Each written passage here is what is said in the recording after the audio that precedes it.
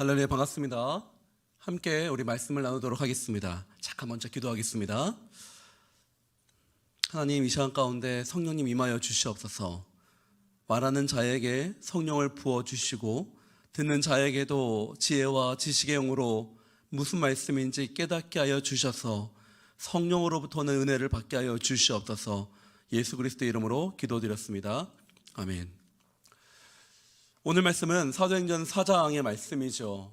사도행전 1장을 통해서 예수님의 승천과 교회의 시작되는 모습을 함께 볼 수 있었고요. 2장을 통해서 성령 강림에 대한 사건을 우리가 함께 나누었습니다. 그리고 이제 3장에서부터는 이 성령님의 은사와 그리고 능력이 드러나는 사건이 벌어지게 됩니다. 그래서 예수님이 떠나신 이후에 이 남겨진 예수님의 제자들 또한 예수님이 하셨던 그 일을 동일하게 한다라는 것을 보여주면서 예수님의 제자들은 예수님이 하신 일들을 너희들도 알게 될 것이다. 지금 우리에게도 너희들 동일하게 예수님이 하셨던 그 일을 너희들도 할 것이다 라고 응원하고 도전하고 있는 말씀이 이 사도행전 3장, 그 4장으로부터 계속 나오고 있는 것입니다. 지난주 말씀을 이어서 보면요, 이 태어나면서부터 걷지 못했던 자가 베드로와 요한을 만나게 되고 그들을 만났을 때에 나사렛 예수 이름으로 일어나 걸으라 라는 선포로 일어나게 되는 기적을 보게 됩니다. 모든 사람들이 함께 그 장면을 보게 되었지요. 그리고 베드로는 사람들이 그에게 모이자, 도대체 무슨 일이 이 사건 가운데 일어나는지 궁금해서 모이자 사람들을 모인 그 자리에서 베드로의 행각에서 사람들에게 하나님의 말씀을 선포하기 시작합니다. 오늘 말씀을 전체적으로 쭉 보면요, 두 그룹으로 나누어져서 볼 수가 있습니다. 한 그룹은 바로 예수님을 쫓는 예수님의 제자인 성령 충만함을 받은 이 베드로와 요한의 그룹입니다. 그리고 다른 한 그룹은 예수님을 대적하는 이 세상의 죄를 쫓는 그런 그룹을 대조해서 오늘 볼 수가 있는데요, 오늘 우리들은 이 두 그룹의 모습들과 그리고 말을 통해서 이 성령을 쫓아 살아가는 우리들에게 있어서 우리가 계속해서 이 세상의 죄와 부딪힐 때마다 성령께서 우리를 어떻게 도와주시고 성령께서 우리를 어떻게 이끄시는지에 대해서 함께 말씀을 나누도록 하겠습니다. 오늘 말씀 함께 보도록 하겠습니다. 보면 제사장들, 성전 경비대장, 그리고 사두개파가 나옵니다. 이들은 베드로와 요한이 다시 부활하신 예수 그리스도를 전하니 굉장히 마음이 불편했다라고 성경에 말하고 있습니다. 화가 난 거죠. 그래서 그들은 마침 이 성전 경비대장이 있기 때문에 베드로와 요한을 잡아서 옥에 가둡니다. 아마도 많은 신학자들은 추측하기로는 바로 성전을 소란한 죄, 성전 소란죄로 그들을 잡아 넣었을 것이다 라고 추측하고 있습니다. 하지만 성경에서 읽었다시피 그 시간이 굉장히 저녁이 되었기 때문에 그들은 다음날 신문하기로 합니다. 그리고 밤 사이에 두 가지 일들이 벌어지게 됩니다. 하나는 그 밤 사이에 그런 기적을 보았고 기적을 들었던 사람들이 자신의 주변 사람들에게 전하기 시작하였고 많은 사람들이 예수님을 영접하게 되는 사건이 일어나게 됐습니다. 그 전부터 지금까지 해서 5천 명의 남자들이 예수님을 믿었다라고 성경은 말하고 있습니다. 근데 그런 은혜로운 일이 생겨난과 동시에 반대쪽 일에서는 이 사두개파와 성전 경비대와 그리고 이 제사장들이 자신의 또 다른 예수를 반대하는 사람들조차 모여서 함께 모임을 갖는 것을 우리가 볼 수가 있죠. 5절 함께 보도록 하겠습니다. 5절 함께 읽도록 하겠습니다. 5절 시작.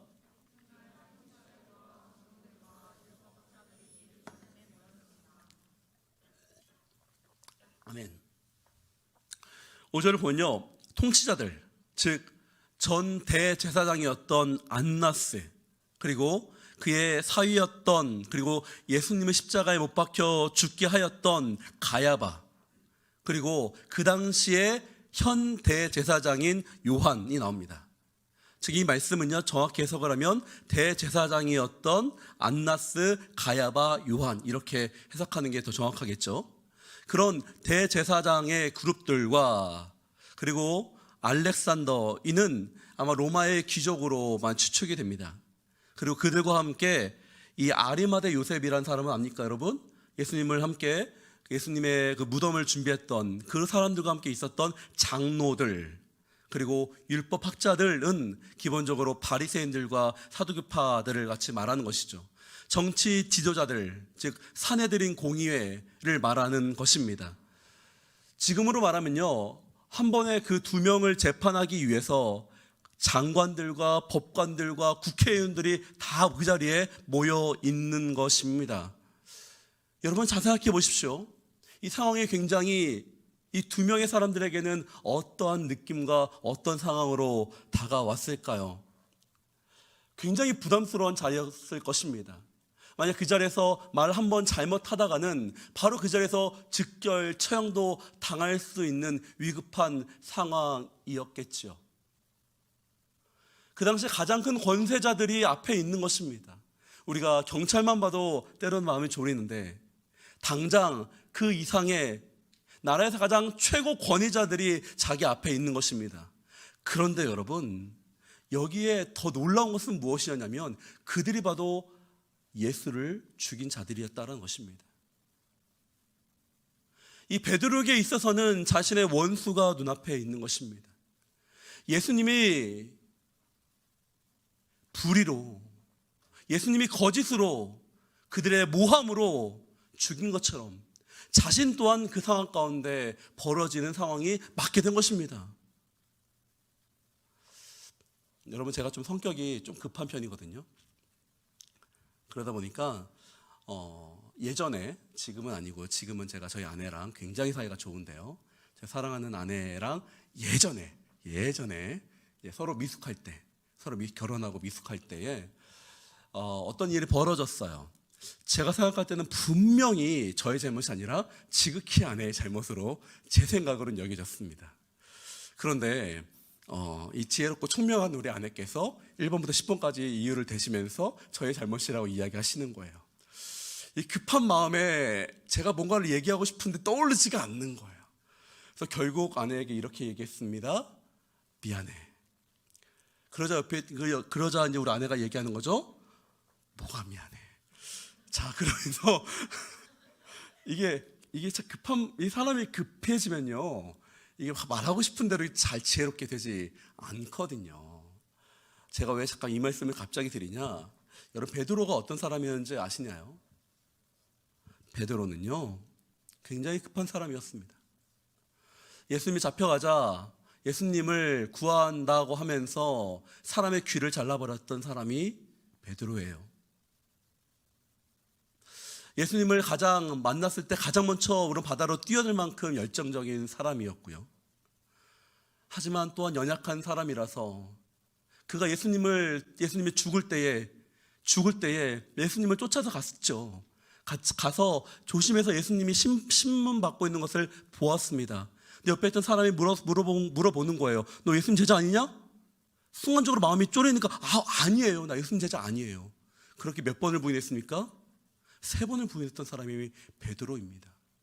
자기가 신문 받은 것도 아니고 단지 그 근처에 있었는데 근처에서 자기가 압박되자 예수를 부인했던 사람이 이 베드로입니다. 그 똑같은 사람이에요. 달라진 건 없어요. 고작 시간 지나가 50일? 2달밖에 지나지 않은 상황입니다. 아마도 이 세상에 있었던 이 대제사장들과 이들은요 의도적으로 이런 일을 꾸민 걸로 보입니다. 사람들이라는 것이 그렇게 압박되고 긴장된 상황 가운데 가게 되면 분명히 말실수를 하게 되고요, 그로 인해서 그 실수를 잡아서 다른 일들을 처벌하려는 계획을 그들은 분명히 갖고 있었을 것입니다. 만약에 아무런 죄가 없다 할지라도 거짓 증인 몇 명을 세워서 그 거짓 증인으로 그를 처벌하려는 목적도 갖고 있었을 것입니다. 왜냐하면 예수를 그렇게 죽였거든요. 그래서 그들은 이렇게 이야기합니다. 너희가 무슨 권세와 누구의 이름으로 이런 일을 했느냐? 그들은 분명히 알았습니다. 이 기적적인 일들이 분명히 벌어진 것을 부인할 수는 없었습니다.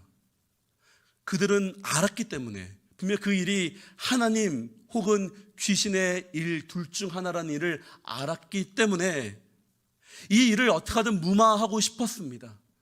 그래서 베드로와 요한의 대답을 유도한 것이죠. 만약에 베드로 요한이 하나님 때문입니다 그러면 그래 하나님 때문이지 하고 넘겼을 것이고, 만약에 하나님 아닌 다른 이야기를 했다면 너희는 귀신이야 라고 하면서 그들을 몰아서 처벌하려는 의도를 갖고 있었습니다. 그래서 누가는, 이 사도행전을 적은 누가는 의도적으로 이 부분을 각 사람의 이름을 적은 것입니다. 그 분위기를 너무나 자세하게 적은 이유가 바로 이 예수 그리스도의 심판과 함께 연결시키기 위한 것이죠. 그러면서 그 상황을 당한 사람이 누구라고요? 바로 베드로라는 것을 명확하게 밝히고 있습니다. 그런데 이전과 베드로의 모습이 너무나 달라집니다. 그 전에 성급했고, 그 전에 실수했으며, 그 전에 예수님 부인했던 이 베드로가 너무나 다른 모습으로 그들에게 나아갑니다. 8절 말씀 우리 함께 보도록 하겠습니다. 시작.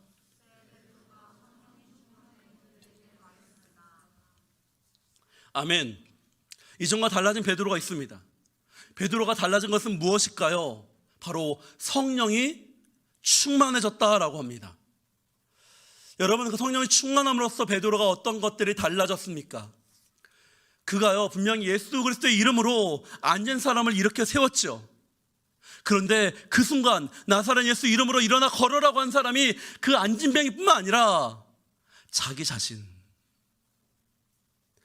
자신도 그 실패의 경험에서, 좌절의 경험에서 일어나는 능력을 경험하게 된 것입니다.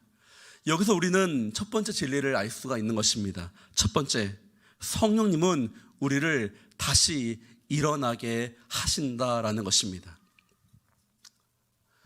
우리가 많은 후회를 합니다.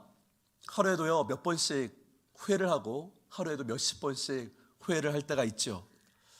때로는 너무 어렸을 때에 했었던 큰 상처, 큰 트라우마가 평생에 나의 발목을 잡거나 나의 큰 아픔이 되어서 생활하는 데 어려움을 줄 수가 있습니다. 그 잘못을 평생의 트라우마로 갖게 되면 그것이 성인이 되었을 때에 그때 받았던 그 상처와 비슷한 상황이 되거나 그 상처를 주는 사람을 만나게 되면 다시금 그 어려움이 드러나서 그것을 회피하거나 강하게 대립함으로써 그것을 변화시키려는 것들이 바로 우리 안 가운데 있습니다. 왜냐하면 그 상처를 다시금 맞닥뜨리고 싶지 않기 때문이죠. 때로는 그 상처를 잊기 위해서 많은 쾌락을 쫓습니다. 세상이 말하는 것들을, 그런 쾌락을 얻음으로써 자신의 상처를 보지 않으려고 하지요. 혹은 더 많은 쾌락과 그 외에 많은 일에 집중함으로써 그 상황을 보지 않으려고 합니다. 하지만 어쩌면 결국은 다시금 그 상처에 넘어져서 그 트라우마로 인해서 더 큰 상처와 더 큰 아픔을 갖기도 합니다. 그래서 사람들은 그런 상황 가운데 후회할 만한 상황이 되면 도망가고, 그런 사람으로부터 도망가는 것을 선택하게 됩니다.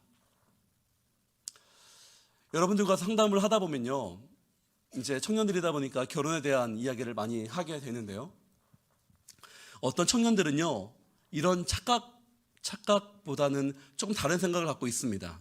결혼을 하면 모든 것이 다 해결되고 좋은 날만 있을 것이라는 생각을 하고 있습니다. 결혼을 하면 나의 모든 상처와 모든 아픔과 이것을 다 보듬어줄 완벽한 반쪽을 만날 수 있을 것이라고 생각하기도 합니다. 정말 그런가요? 성경은요 정확하게 말하는 것은 결혼이 해답이라고 말하지 않습니다. 그럼 혼자 사는 것이 해답인가요? 그것도 아닙니다. 결혼은 선물이요, 혼자 사는 것도 은사인 것처럼 성경은 말하고 있습니다. 중요한 것은 무엇이냐면 이 결혼이라는 걸 통해서 부부가 배우고 경험해야 하는 것은 이 부부의 관계를 통해서 하나님을 더욱더 사랑하는 관계로 나아가며 그것은 우리 삶에서 성숙한 단계로 나아갈 수 있다라는 것입니다. 그럼 어떻게 이 부부라는 것이 성숙한 관계로 나아갈 수 있는 것일까요? 왜냐하면 부부라는 것은요, 이 계약의 관계거든요. 도망칠 수가 없습니다. 피할 수 없습니다. 이건 자녀와의 관계도 비슷한데요. 만약에 일방적인 한쪽만의 잘못으로 끊어지지 않는 한은 계속해서 그 안에서 부딪히고 그 안에서 뭔가를 해결해야 되는 이런 시간이 필요한 것입니다. 계속 부딪혀야 되는 것이죠. 끊을 수 없는 관계입니다. 그래서 끊을 수 없는 관계 안에서 계속해서 부딪히고 만나면서 하나님께서 이 우리의 이 관계를 통해서 성숙한 단계로 만들어 가시는 것들을 경험해야 되는 것입니다. 이 성숙하다라는 것은 무슨 말이냐면 나의 약점과 나의 아픔과 나의 부족했던 그리고 내가 생각했었던 그 트라우마가 같은 그 상처를 부부의 시간을 통해서 감싸 안고 인내하고 치유하고 회복하는 그런 과정이 필요한 것이죠. 하나님께서는 부부라는 것을 주신 이유, 자녀라는 것을 주신 이유는 우리로 하여금 그 끊어질 수 없는 관계 가운데, 도망칠 수 없는 관계 가운데서 이것들을 회복하고 이것을 성숙하게 여러분들로 하여금 나가라고 주시는 것입니다.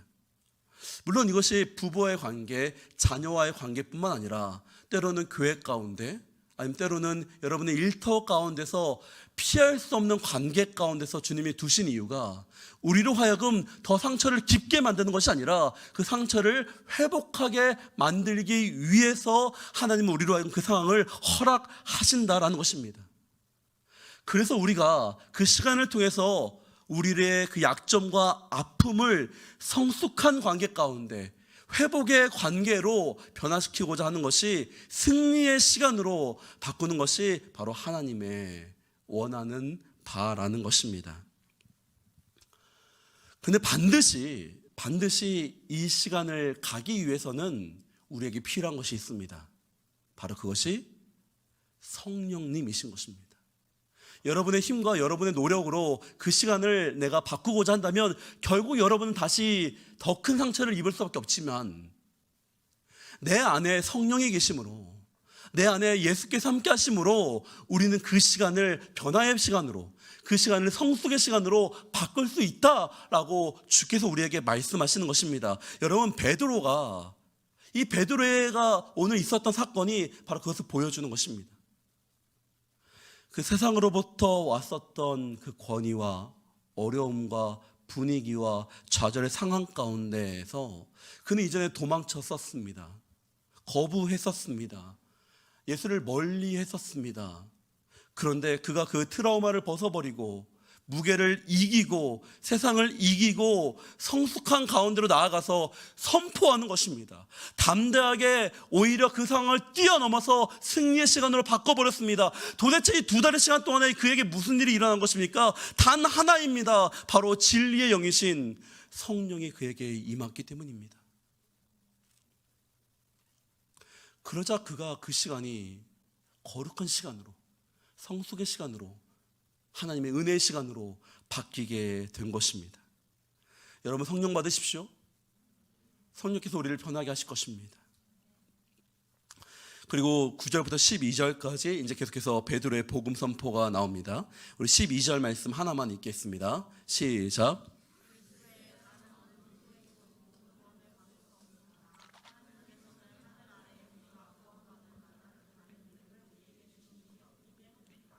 아멘.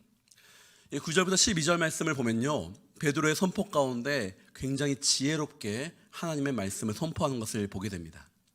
어떻게 선포하냐면요, 첫 번째, 오늘 있는 이 걷지 못하는 사람에게 일어난 것이 선한 일이라고 말하면서 그것이 모든 사람이 보기에도 좋은 일이다라고 이야기합니다. 두 번째, 하나님께서 살리신 예수 그리스도가 이 일을 하셨다라고 이야기합니다. 즉 그들이 듣기 원하는 하나님의 이름을 먼저 이야기하면서 예수 그리스도의 이름을 전파합니다. 세 번째, 그들이 잘 알고 있는 시편 118편 22절 말씀을 말하면서 그 모퉁이 돌 이야기를 하면서 그들이 버린 그 모퉁이 돌이 바로 예수 그리스도다라고 얘기하면서 성경을 인용하면서 하나님의 말씀을 인용하면서 그들에게 복음을 전하는 모습을 보게 됩니다. 여러분 너무 지혜롭지 않습니까? 지혜로운 말씀으로 그들에게 하나님의 말씀을 선포하는 것입니다. 그들이 거부할 수 없는 하나님의 이름으로 그들에게 다가가는 것입니다. 그들이 믿고 있고 그들이 따르고 있고 쫓고 있는 하나님 말씀으로 그들에게 다가가는 것입니다. 여러분 이것이 지혜입니다. 여기서 우리는 두 번째 진리를 알 수가 있습니다. 두 번째, 성령님은 우리를 지혜롭게 만드십니다. 여러분 결국 이 베드로의 설교는 그들로 하여금 아무런 말도 할 수 없게 만들었습니다. 제가 이야기한 것처럼 분명히 그것은 모든 사람들 보기에 선한 일이었고 많은 사람들이 그것을 보기에도 분명히 좋은 일이었기에 거기다 베드로가 말한 것처럼 그것이 바로 하나님의 이름으로 일어난 것이기에 그들은 거부할 수 없었던 것입니다. 그들을 대적하고 싶어도 요한과 베드로를 대적하고 싶어도 그럴 수 없었던 까닭은 그들이 바로 백성을 기반으로 살고 있었던 사람이기 때문입니다. 성경은 명확하게 얘기합니다. 그 사람들이 백성이 두려워서 그것을 하지 못했다라고 말입니다.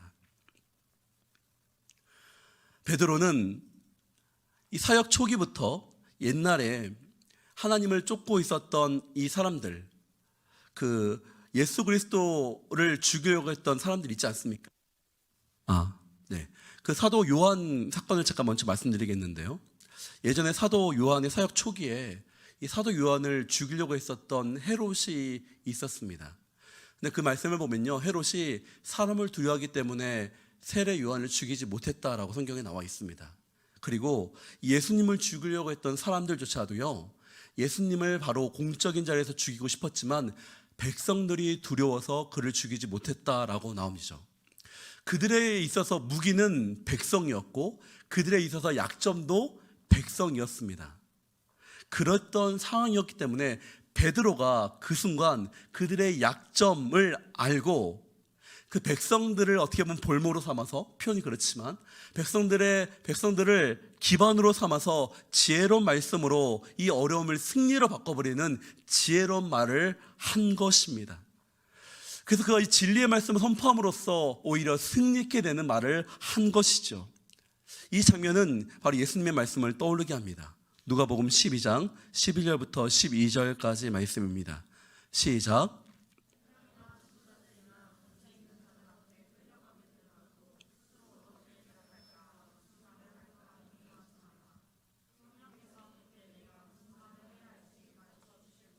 아멘. 성령께서 무슨 말을 하실지 알려주십니다. 성령님은 성경에서 보혜사라고 나옵니다.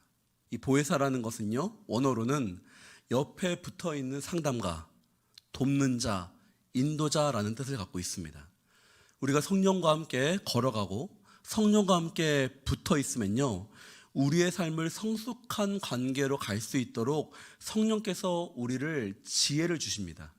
성령께서 우리에게 진리를 알려주십니다. 예수님을 닮아갈 수 있도록 우리의 삶 가운데 그 어려움들을 승리한 삶으로 갈 수 있도록 계속해서 우리에게 조언해 주시고 말씀해 주시고 이끌어 주시는 것이 성령님이라는 것입니다. 내가 무슨 말을 할지 나로 하여금 생각하게 해서 말하게 하시는 것이 바로 성령님이라고 말하고 있는 것입니다. 즉 성령님은 진리의 영이시자 지혜의 영이기 때문입니다. 제가 여러분들에게 꼭 말씀드리고 싶은 것은 이 성령께서요, 진리의 영이고 지혜의 영이시기 때문에 우리가 때로는 이 미디어 때문에 성령님에 대해서 오해하고 있거나 축소하는 경향이 좀 있다라는 것입니다. 여러분, 만약에 성령님께서 오시면요, 우리에게 어떤 일이 일어날까요? 분명히 새로운 능력이 우리에게 임할 것입니다. 방언을 하고 예언을 하고 치유하는 것들을 우리가 경험할 수도 있을 것입니다. 평소에 우리가 할 수 없는 것처럼 보이는 것들이 새로운 능력이 우리를 통해서 일어나거나 교회 안에서 이루어진 것을 경험하게 되죠. 그러다 보니까 우리가 한 가지 생각하는 것은 우리가 기도하고 예배 가운데 나의 감정이 변하고 어떤 특별한 경험을 하여야지만 성령님이 임했다라고 하는 인식을 할 수가 있다는 것입니다. 이것은 무슨 말이냐면요, 때로는 사도행전 우리 2장에서 불처럼 임하는 성령님, 뭔가 내가 감정적으로 특별하게 임하는 성령님의 경험만이 우리가 성령님을 임하였다, 성령님을 경험했다라고 생각할 수가 있다는 것입니다. 그런데 성경은 그것만 말하고 있지 않습니다. 성경 분명하게 성령께서 바람과 같이도 임한다라고 이야기하고 있습니다. 이것은 무슨 말이냐면 우리를 평안케 하시고 우리를 평강으로 인도하시는 것도 성령의 능력이라는 것입니다. 그와 동시에 우리의 지식과 우리의 지혜를 확장하게 만들어 주시는 것도 성령께서 하시는 것이고 성령이 임하는 표적이라는 것입니다. 특별하게 이 성령의 열매를 우리가 알아야 되는데요, 이 성령의 열매라는 것은요, 다 인간의 성품과 관련되어 있습니다. 특별한 능력이 아니라 내가 가지고 있는 성품에 관해서 성령께서 임하신다라고 성경은 말하고 있는 것입니다. 그래서 우리가 성령의 은사에서 이 불과 같이 임하는 표적 외에도 성령의 은사에는요, 지혜의 말씀, 지식의 말씀, 믿음, 이런 것들이 성령의 은사에도 포함되어 있습니다. 우리 고린도전서 12장 8절 말씀 함께 보겠습니다. 시작.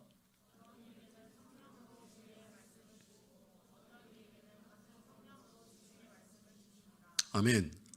즉 성령의 충만함으로 우리는 지혜, 지식, 즉 내 안에 성령이 주시는 지성의 확장, 지성의 분별함을 가질 수도 있다는 것입니다.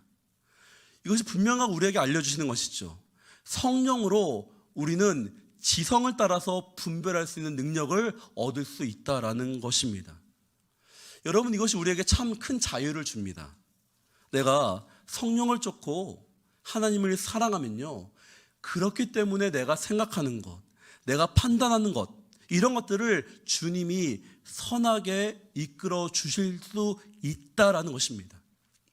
우리가 누군가를 사귀고 누군가와 결혼하고 무슨 직장을 결정하고 이런 여러 가지를 결정할 때마다 여러분 기도하죠. 주님의 뜻을 구합니다.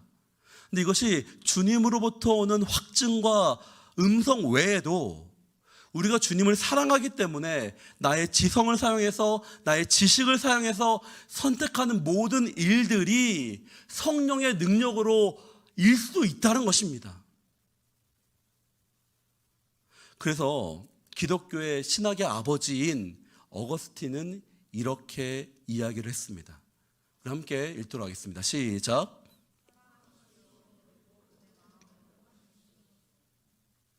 한번 다시 읽어볼까요? 시작.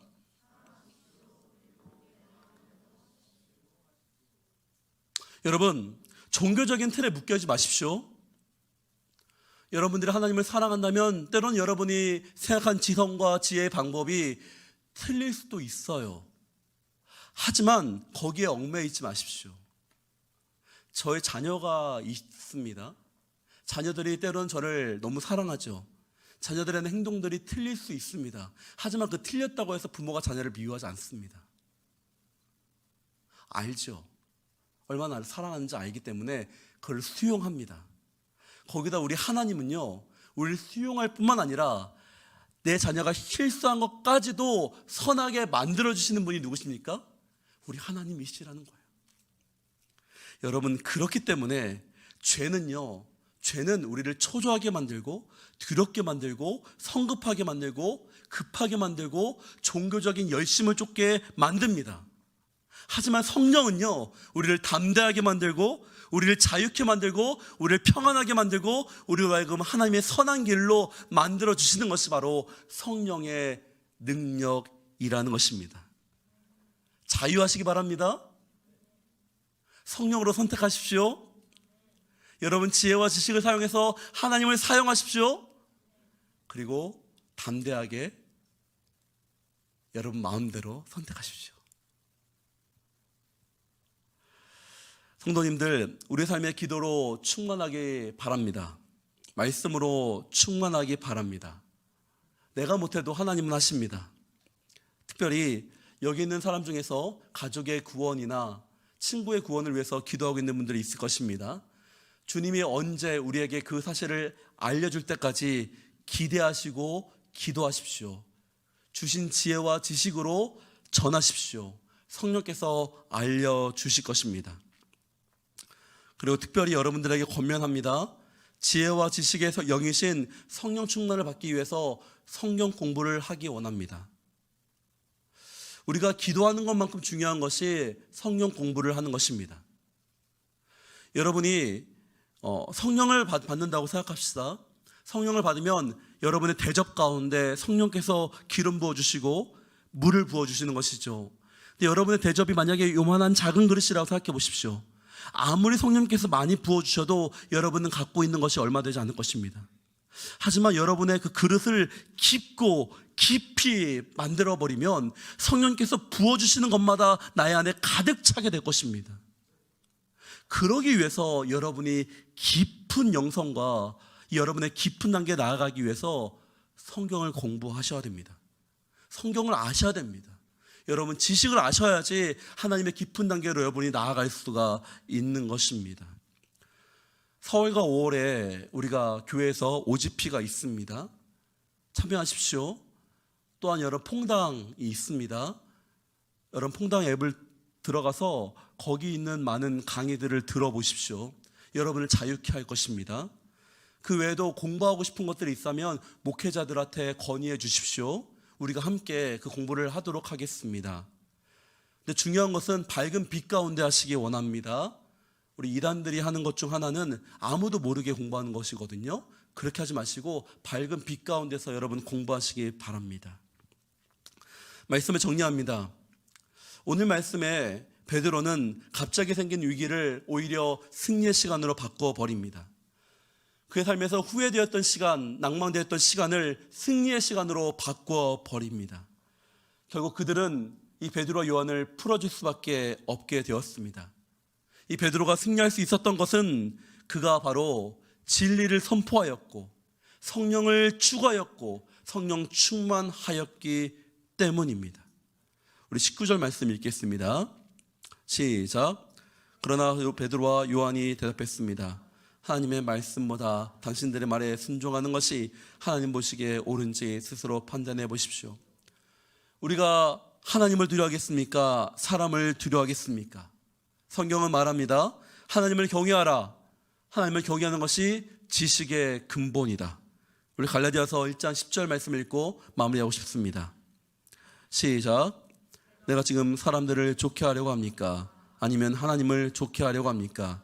또는 내가 사람들에게 기쁨을 구하려고 애씁니까? 만일 내가 아직도 사람들에게 기쁨을 구하려고 애쓴다면 나는 그리스도의 종이 아닙니다.